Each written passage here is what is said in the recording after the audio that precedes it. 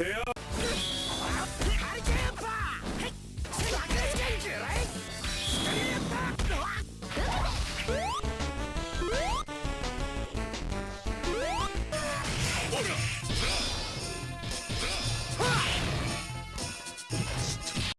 is up, guys? Today I'm going to show you how to install this Retroarch pre-build for the Wii U made by CrazyMac.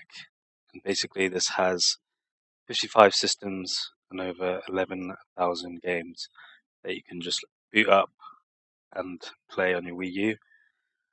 So basically what Retroarch is just bundles all your emulators into one, so you don't have to install individual emulators for your ROMs. You do need a minimum size of 128GB SD card, or in my case I'm using a 64 SD card, and I've took two emulators off, or two ROMs, not two ROMs, two emulators with a bunch of ROMs, and I've deleted them to fit onto my 64GB SD card. And basically this pre-build has all the icons and thumbnails, wallpapers, all the controls are preset, so you literally don't have to mess around too much with the options. You can just select the game and it should run, and it should play with your Wii U Pro controller and some other controllers. So I'm going to show you how to install it and also troubleshoot, because I had problems with getting some of these icons to show up, and even the backgrounds wasn't working either. So I'll show you how to do that as well. Basically on this pre-build you can play consoles such as Mega Drive, Game Boy, Game Boy Color, Game Gear. You can even play MAME games on here, Atari, which is quite a lot.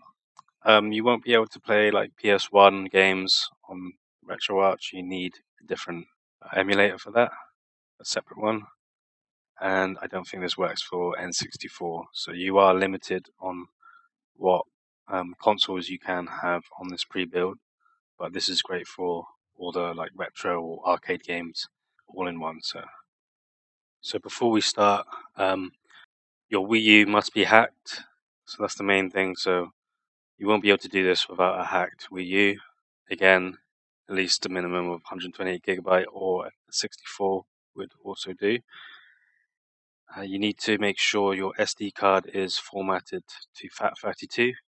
There is a program that you can use called GUI Formatter or FAT32 Formatter, which you need to do on a PC. Also, you need to make sure you turn off your Wii U every time you take out your SD card, so it doesn't corrupt any files. I'm going to show you guys how to do it now. We're going to transfer to the PC and show you how to load all the. Okay, once you get your SD card booted up, so here's my SD card, all the files. On the right here, we have the CrazyMac Wii U Retroarch build version 2.0. It's about 100 gigs, but it will be more on your SD card. So you want to extract everything. Open up the README file because it's quite handy. You want to go into your CrazyMac folder and then just copy overlay, Retroarch, and ROMs.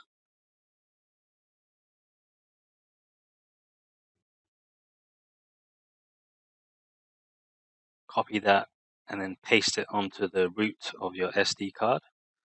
So if I copy that over, if you already have Retroarch or had Retroarch installed previously, I would uninstall that version and then delete whatever files that was left over, because you want to start from fresh. Because with this build you can't update anything, you can't update the assets or add more than, I guess you can add more ROMs, but you have to put the thumbnails and the screenshots, overlays, bezels in manually. But in this case, we're just copying this and replacing that. I mean, I don't really want to do this because I've already got everything here. It takes a while as well to copy all of these files, so be aware of that. If you want to remove some ROMs, you can just click on the CrazyMac Build, and it suggests to remove the PC Engine CD and TurboGrafx CD files because they are in total like 77 gigs. So this is how I got these ROMs working with my 64GB card. I've put them into a separate folder, so you can remove them. You can also remove the screenshots as well.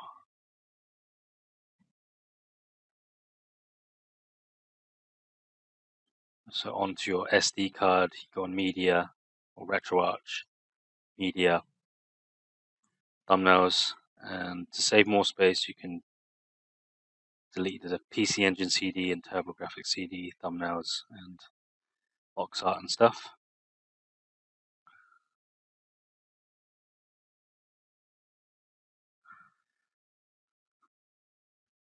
So once these three are in there, you can then transfer the forwarder, the Retroarch forwarder. So what this does is it's a shortcut for Retroarch, so you don't have to go onto the homebrew channel and load it from there. This will install it onto your main Wii U main menu. So you want the install and the Wii U app, which is that one. So you can just copy these two files and then replace the app. I've already got it installed. So do these separately.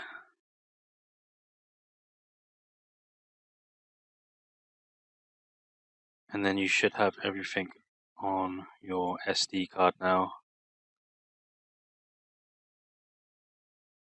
So the actual name of the Retroarch forwarder is that. So be aware of that when you need to install it on the WUP installer GX2. So you also need to install this app on your homebrew channel, which I'll show you in a second. Okay, another thing is I had problems with the artwork and thumbnails not showing, as well as the wallpaper. So I'm just going to quickly show you how to do that. So under Retroarch, and then the retroarch.cfg config file, you want to open this with Notepad++. So you need to also install this if you don't have it. This comes up with the default settings for your Retroarch. Basically what I had to do is change the assets directory. I had to change this and then put like assets at the end. So SD. So this is the correct file that I had to choose, and then if you press Alt and F, Control and F, you can go and search for wallpaper. And this was on default, as you can see here. I had to change this to on my SD card, Retroarch, Media, and then wallpaper. So same as assets, SD, Retroarch Media, assets. Had to change default. multimedia wallpaper. Because for some reason the Retroarch wasn't picking up any of the wallpapers or the thumbnails.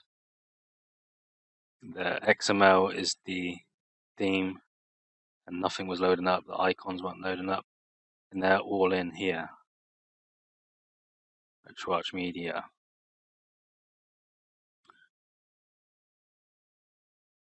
That's why I needed to redirect the defaults to the correct paths.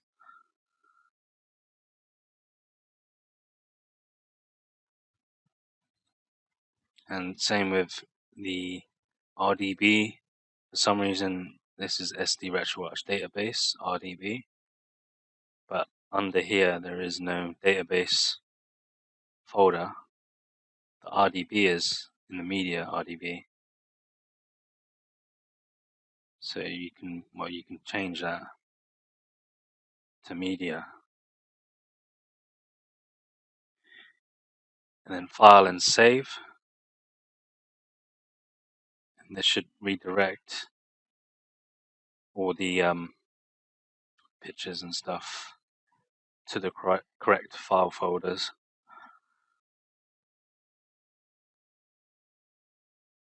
Okay, so we can go back onto our Wii U now and install WUP installer and the Retroarch forwarder, and then we should be able to load up all of our ROMs and stuff.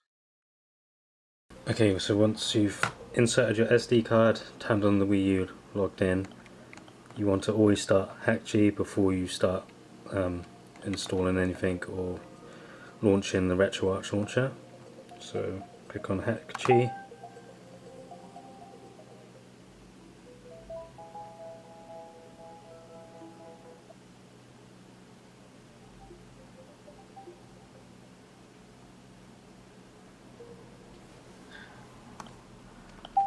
Log back in. Go onto Homebrew Launcher.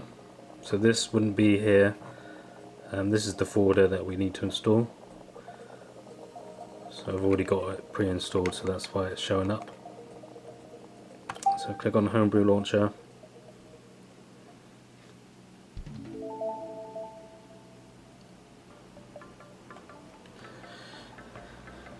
And then go on to the WUP installer GX2, which I think you can also download that. If you don't have the files, you can also download that from the Homebrew App Store. So click on this. So there's the UL GX launcher. So we can install that, and we can also install the Retroarch forwarder, which is the number here.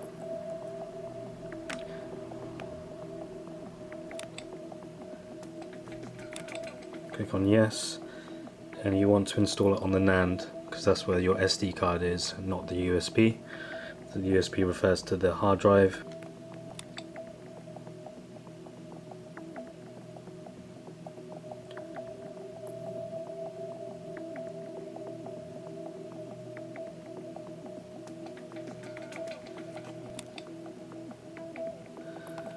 Once that is done, we can press the home button. You can also launch Retroarch from here by clicking load, but for this demonstration we want to load it from the Wii U menu. So press home again and then close software.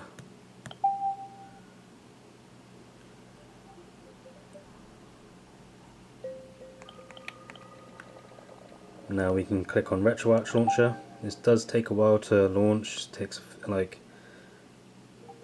at least like 2 minutes to boot up.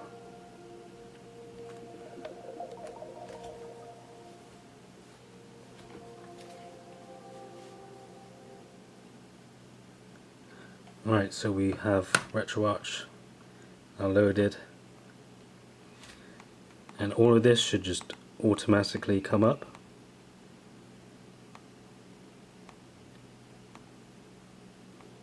if it doesn't, then double check where your directories are on the Retroarch CFG file.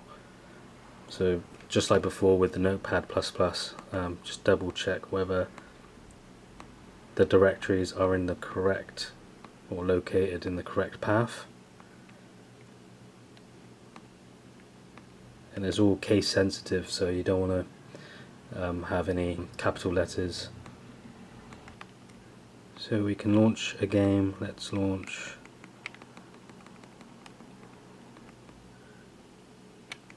a Game Boy game first.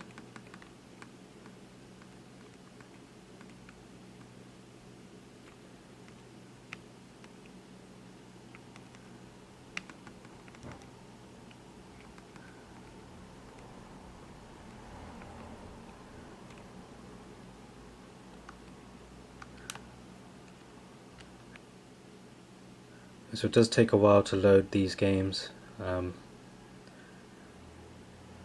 Takes a few minutes, but that's just because of this build and how many ROMs there are. So just be patient and the game should load up. And there we have the overlay, the Game Boy overlay.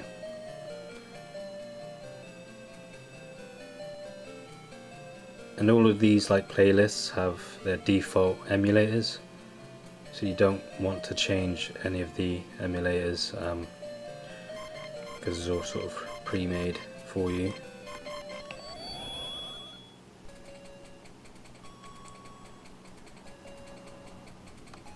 Everything seems to work. All the controls are automatically assigned, so you don't need to mess around with that either. And you can play this on the gamepad or hook up a controller.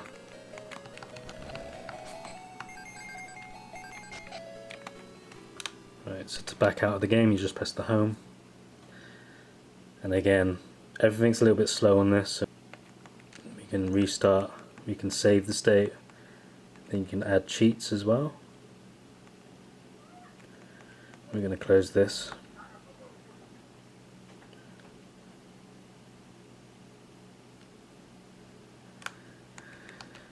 Right, let's load up a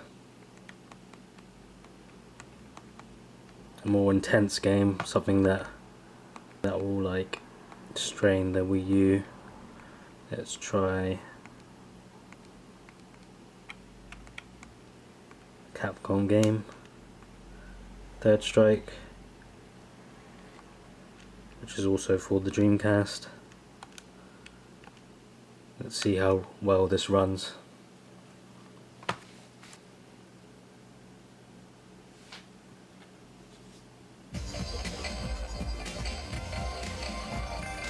Seems to be running okay. The sound is a little bit off.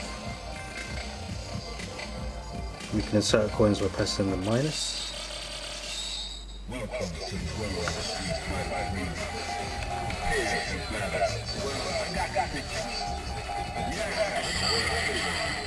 mean, it seems pretty fast.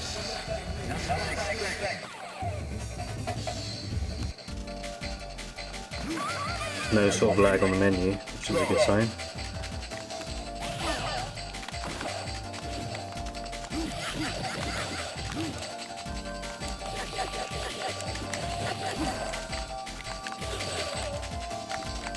Plays just fine, just like the Dreamcast version, but this is the arcade Street Fighter Third Strike.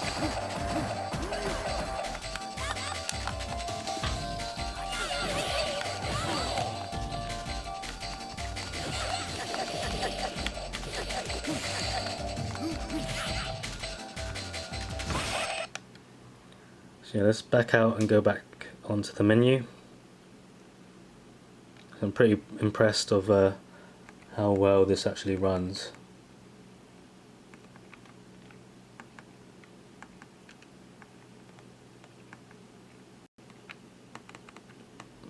So yeah, that's a little test on the games.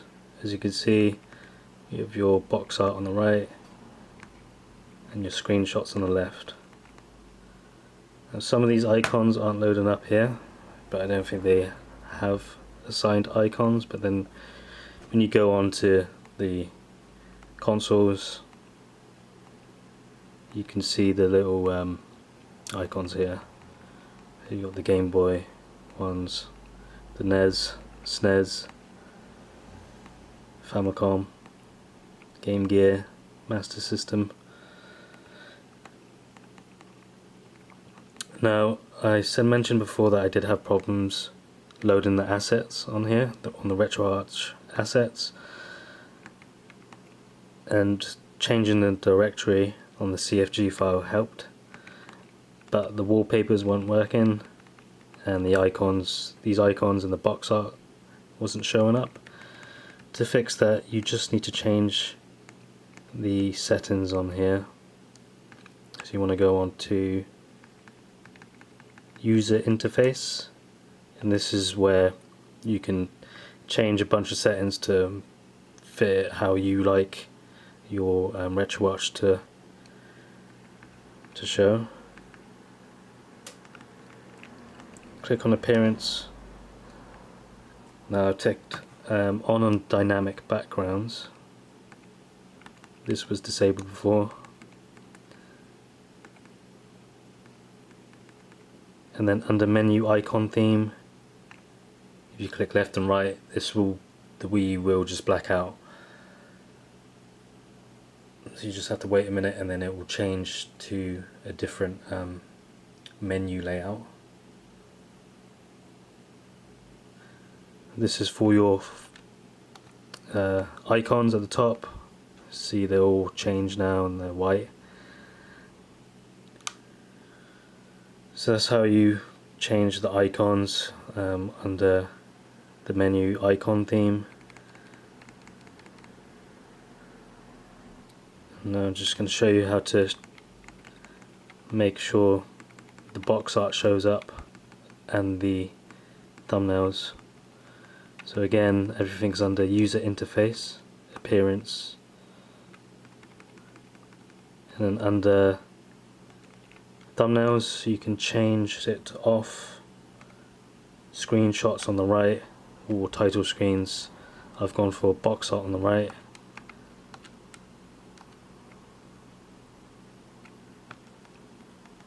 And on the left side is the screenshots. So left thumbnails, I've chosen screenshots. And just one more thing, if your backgrounds aren't showing up, you want to disable the menu shader pipeline.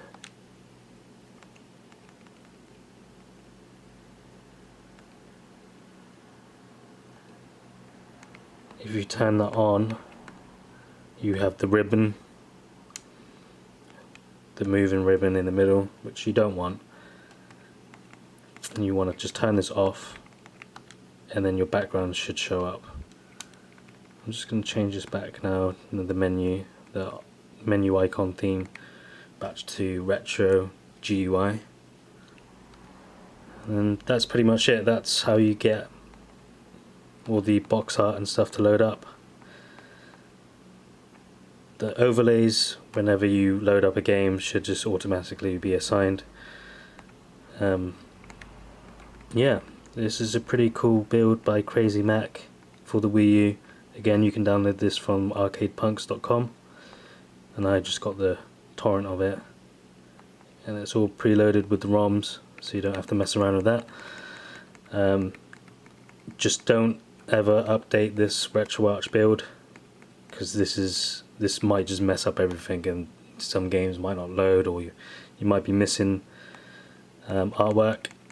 Same with updating assets. You don't want to update any of the assets. This is the XML theme. This will look different obviously on a different theme, but I've just got it on this, and I've changed the color as well of it. But yeah, just a little tutorial for you guys. I hope this helps.